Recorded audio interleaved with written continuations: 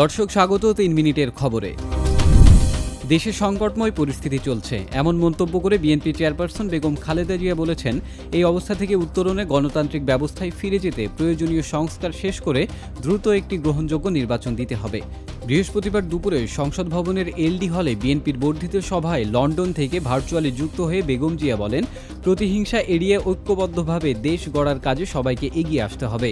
এর আগে সভায় ভার্চুয়ালি যুক্ত হয়ে দলের ভারপ্রাপ্ত চেয়ারম্যান তারেক রহমান বলেন, বাংলাদেশের শত্রুরা অভ্যুত্থানের সাফল্য ব্যর্থ করার ষড়যন্ত্র করছে, ঐক্য নির্বাচন বানচালের ষড়যন্ত্র চলছে। এ বিষয়ে দলের নেতাকর্মী ও দেশবাসীকে সতর্ক থাকার আহ্বান জানান তারেক রহমান। সেনাবাহিনী প্রধান জেনারেল ওয়াকারুজ্জামান মানুষদের মুখের উপর স্পষ্ট কথা বলার মতো লোক, এমন মন্তব্য করেছেন নৌ পরিবহন ও শ্রম উপদেষ্টা অবসরপ্রাপ্ত brigadier general M Shakhawat Hossain. তিনি বলেন, সেনাপ্রধান কোনো কথা না বুঝে বলেননি।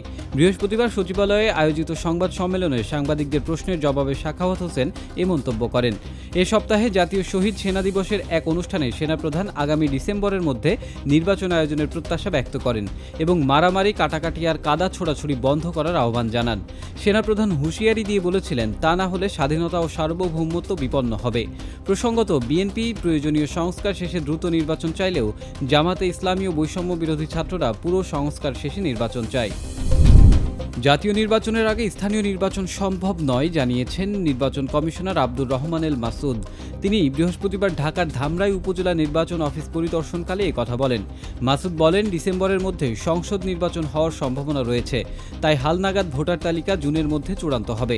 যদি ডিসেম্বরের মধ্যেই সংসদ নির্বাচন করতে হয়, তাহলে অক্টোবর-নভেম্বরের মধ্যে তফসিল ঘোষণা করতে হবে। তিনি জানান, সংসদ নির্বাচনের আগে স্থানীয় নির্বাচন সম্ভব নয়, কারণ এতেই প্রায় 1 বছর সময় লাগে। সরকারের পক্ষ থেকে স্থানীয় নির্বাচন করার জন্য কোনো অনুরোধও আসেনি। আইন শৃঙ্খলা পরিস্থিতি স্বাভাবিক রাখতে সবসময় সজাগ ও সতর্ক থাকার নির্দেশ দিয়েছেন স্বরাষ্ট্র উপদেষ্টা জাহাঙ্গীর আলম চৌধুরী। বৃহস্পতিবার ভোরে রাজধানীর 4টি থানা পরিদর্শনকালে সংশ্লিষ্টদের এ নির্দেশ দেন। এ সময় উপস্থিত সাংবাদিকদের প্রশ্নের জবাবে উপদেষ্টা বলেন, জনগণ যাতে নির্বিঘ্নে ঘুমাতে পারে ও নির্ভয়ে চলাফেরা করতে পারে, আইন শৃঙ্খলা বাহিনীকে সেটা নিশ্চিত করতে হবে। তিনি বলেন, পরিস্থিতি তদারকির জন্য আইন শৃঙ্খলা বাহিনীর পাশাপাশি মন্ত্রণালয়ের কর্মকর্তাদেরও দায়িত্ব দেওয়া হয়েছে। তাছাড়া ফোর্স ও টহলের সংখ্যা বাড়ানো হয়েছে। উপদেষ্টা বলেন, যারা আইন শৃঙ্খলা পরিস্থিতির অবনতি ঘটাচ্ছে তাদের আইনের আওতায় নিয়ে আসা হবে। তিনি জানান, আইন শৃঙ্খলা বাহিনীর সদস্যরা ভোরের দিকে দায়িত্বে শিথিলতা দেখায়। এ সুযোগে সন্ত্রাসী অপরাধীরা নানা রকম অপরাধ করার চেষ্টা করে। রমজান উপলক্ষে এবার প্রচুর পণ্য আমদানি হয়েছে, তবে ভোজ্য তেলে কিছুটা অস্বস্তি রয়েছে, জানিয়েছেন জাতীয় ভোক্তা অধিকার সংরক্ষণ অধিদপ্তরের মহাপরিচালক মোহাম্মদ আলিম আখতার খান। বৃহস্পতিবার রাজধানীর কারওয়ান বাজারে জাতীয় ভোক্তা অধিকার সংরক্ষণ অধিদপ্তরের সংবাদ সম্মেলনে তিনি এসব তথ্য জানান। তিনি বলেন, চট্টগ্রাম বন্দরে নিত্যপণ্যের সরবরাহ বেড়েছে এবং 1 বছরের ব্যবধানে বিভিন্ন পণ্যের আমদানি উল্লেখযোগ্যভাবে বৃদ্ধি পেয়েছে, যেমন ছোলা 64%, সয়াবিন তেল 34%, খেজুর 23%, চিনি 20%, ডাল 44%, রসুন 20% ও আদা 56%। তবে বাজার তদারকিতে ভোজ্য তেলে অস্বস্তি দেখা গেছে।